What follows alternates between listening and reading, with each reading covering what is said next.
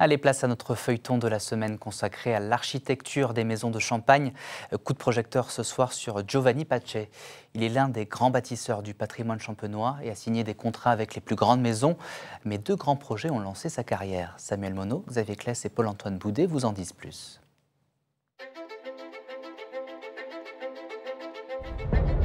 Au pied du vignoble de la Côte des Blancs, la lumière dévoile une étrange bâtisse. C'est ici, à Wary, que Moët et Chandon a confié à l'architecte Giovanni Pace la conception d'une cuverie d'un genre nouveau. Je le considère comme mon plus grand projet, voilà, qui a pris quand même 15 ans de ma vie. 50 mètres de large, sur 120 de long et capable de stocker 70 000 hectolitres de champagne.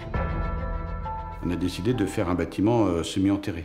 Déjà pour des raisons d'inertie, c'était une cuverie, donc je pense que c'était bien.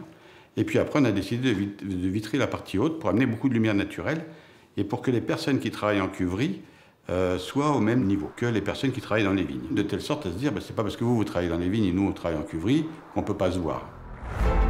Malgré nos demandes, il n'a pas été possible de rentrer dans ce temple de verre, d'acier et de vin.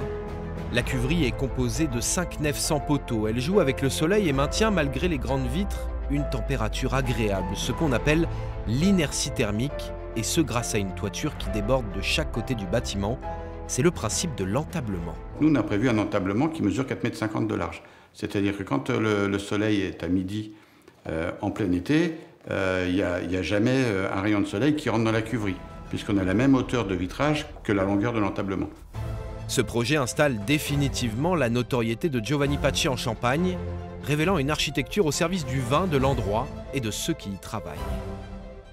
Donner des lieux dignes pour faire un grand vin, voilà, pour que les gens qui travaillent là retrouvent cette excellence qu'il y a dans le vin, qu'ils retrouvent dans le cadre de travail.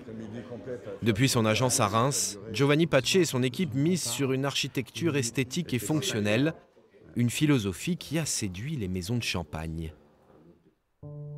En 2000, l'architecte franco-italien signe à Mailly-Champagne son premier projet dans le vignoble. La coopérative, fondée en 1929, souhaitait transformer son site historique en lieu d'accueil et de dégustation.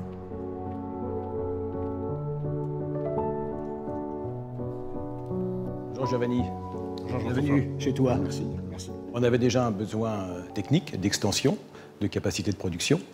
Mais au-delà de ça, on a eu une ambition supplémentaire, ce qui était de revoir complètement l'aspect extérieur du bâtiment, de donner une esthétique vraiment particulière et haut de gamme à la hauteur de la qualité des champagnes Mailly Grand Cru. Dans les entrailles du bâtiment, voici ce que Giovanni Pace appelle le ventre de la baleine. Le chai, ses cuves en bois de chêne, son aspect presque brutaliste et sa lumière tamisée.